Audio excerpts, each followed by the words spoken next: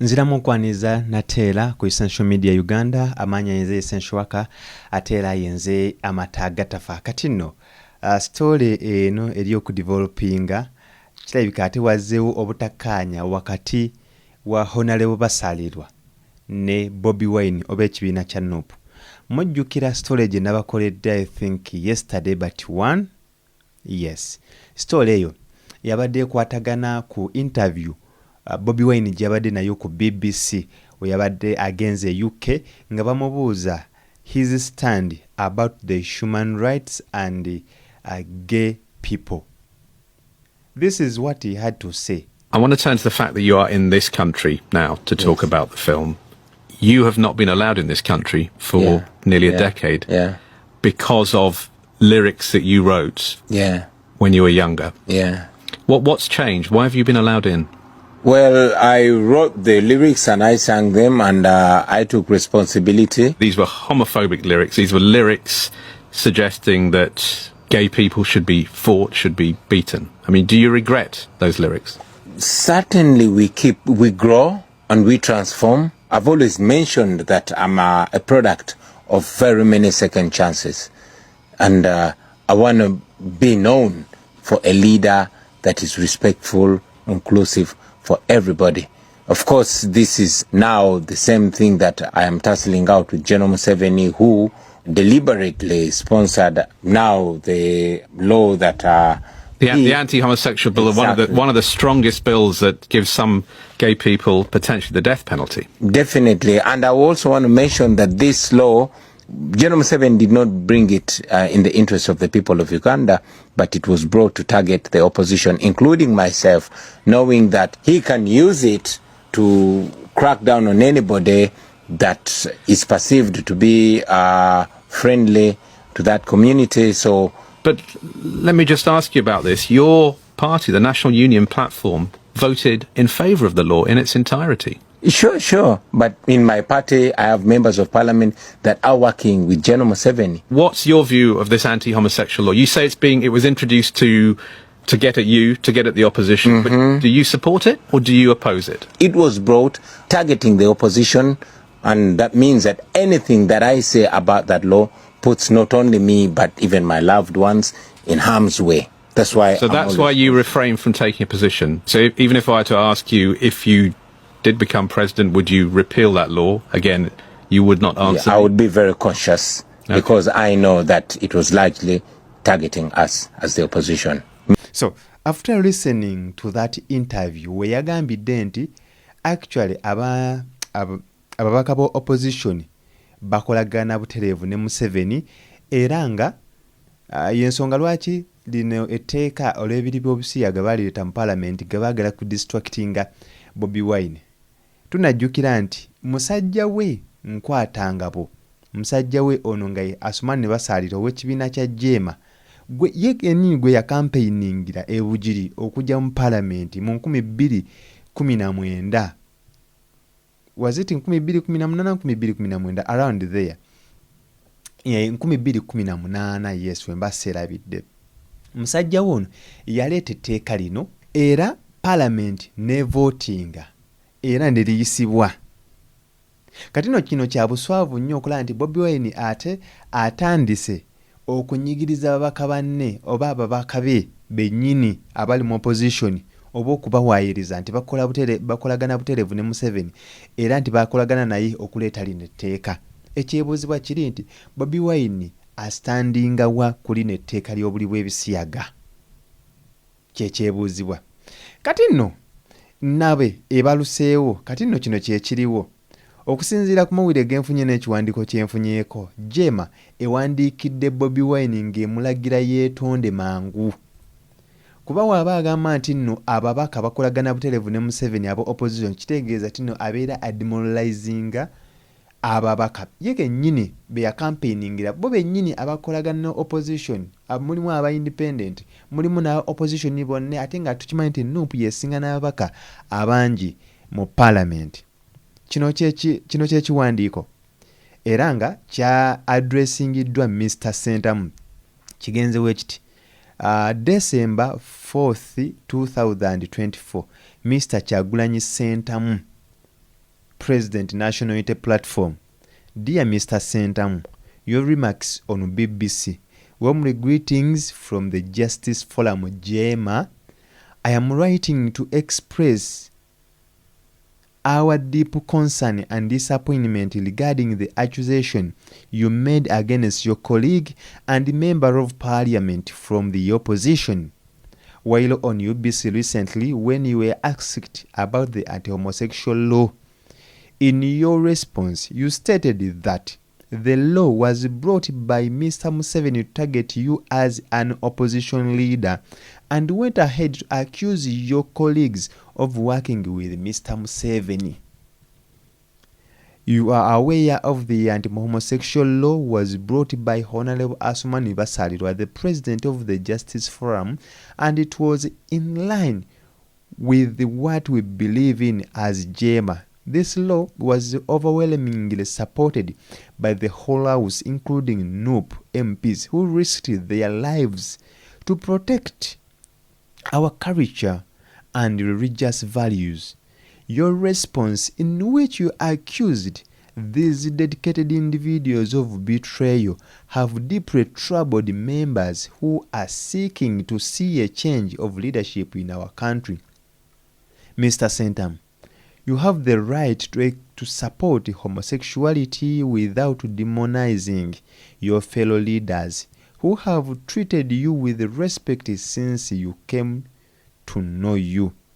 We call upon you to retract your accusation and demonstrate your commitment to fostering a culture of respect and cooperation with fellow leaders. Due to the public nature of your pronouncement,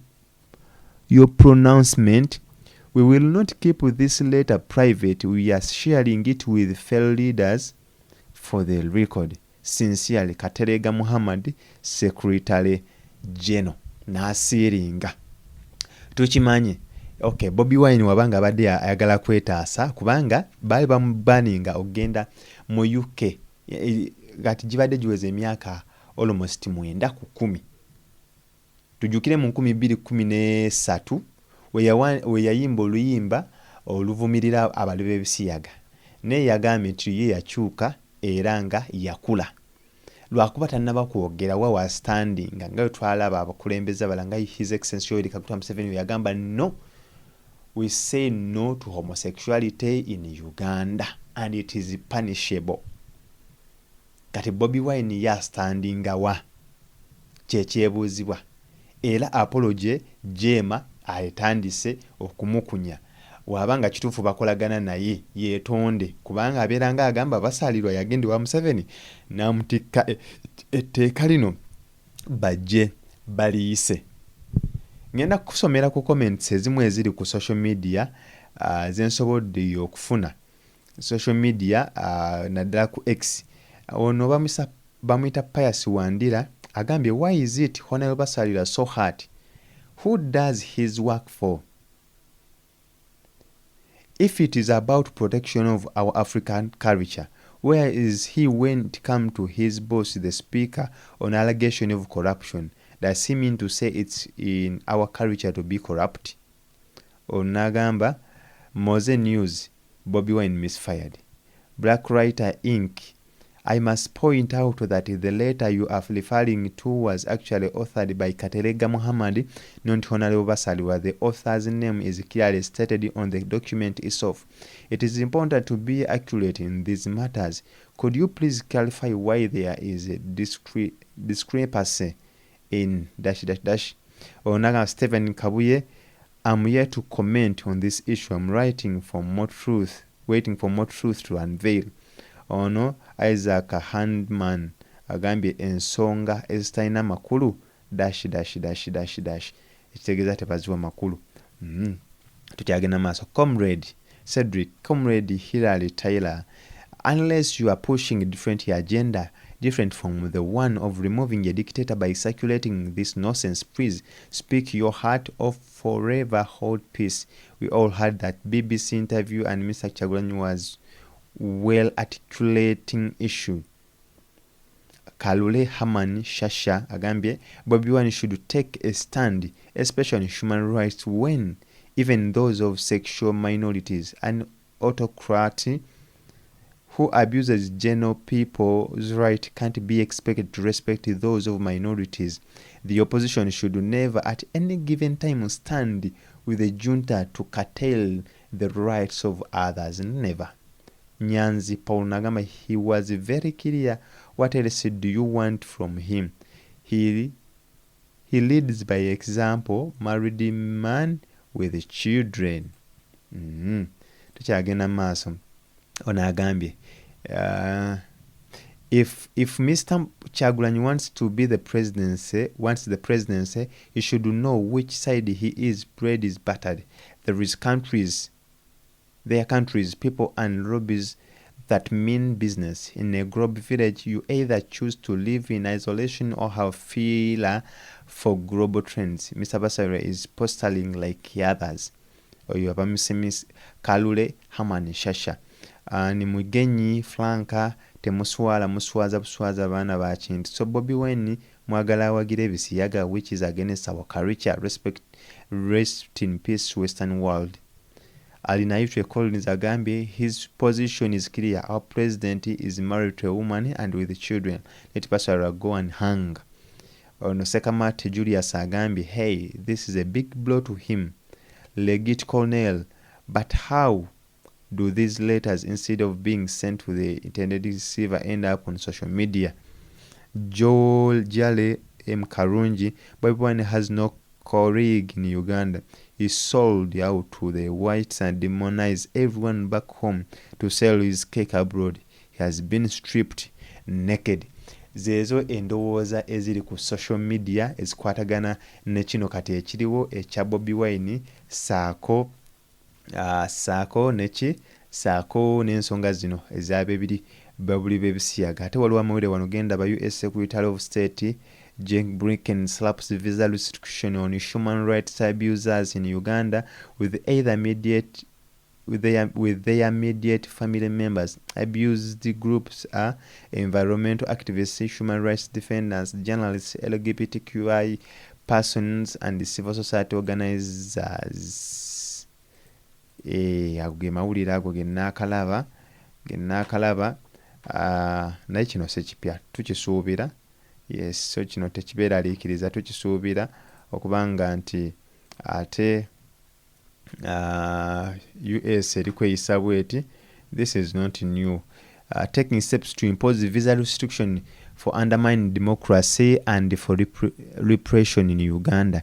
After Uganda flawed the 2021 presidential election, I announced a visa restriction policy targeting those believed to be responsible for or complicit in undermining the democratic process in Uganda. At that time, I implored the government of Uganda to significantly improve its record and hold accountable those responsible for flawed electoral processes, violence, and intimidation. Today, I'm announcing the expansion of the visa restriction policy to include current or former Ugandan officials or others who are believed to be responsible for or complicit in undermining the democratic process in Uganda, or for policies or action aimed at repressing members of marginalized or vulnerable population. These groups include, but are not limited to, environmental activists, human rights defenders, journalists, LGBTQI persons, and civil society organizers. The immediate family members of such persons may also be subject to these restrictions. The United States stands by the Ugandan people and remain committed to working together to advance democracy, human rights, public health, and mutual prosperity. I once again strongly encourage the government of Uganda to make concerted efforts to uphold democracy and to respect and protect human rights, so that we may sustain the decade-long partnership between our countries that has benefited Americans and Ugandans alike. This visa restriction policy is pursuant to Section 212 Clause A 3 clause C of the Immigration and Nationality Act and expands upon the Police Secretary Blinken's approved in 2021. Katino yeyo ensonga eriwo ku budde buno. Baani bagenda okwo be baani bataddeko restriction, nze naawe tujja kubeera ng'ensonga zino tuziraba. Naye nga geego amawulire agaliwo ku ssaawa eno, Bobi Wine ne basaalirwa omukwano gwabwe gwandigootana olwa interview eno eyakoleddwa ku BBC. Nze njagala nkusiibulire wano amanya yinze Essential Kateregga yinze amata agatafa. Teweerabira ku subscribinga, ku likinga ate era na kusharinga ku mukutu gwaffe guno ogwa Essential Media. Nkusiibulidde wano, nkusaba obeere bulungi ate era weekuume.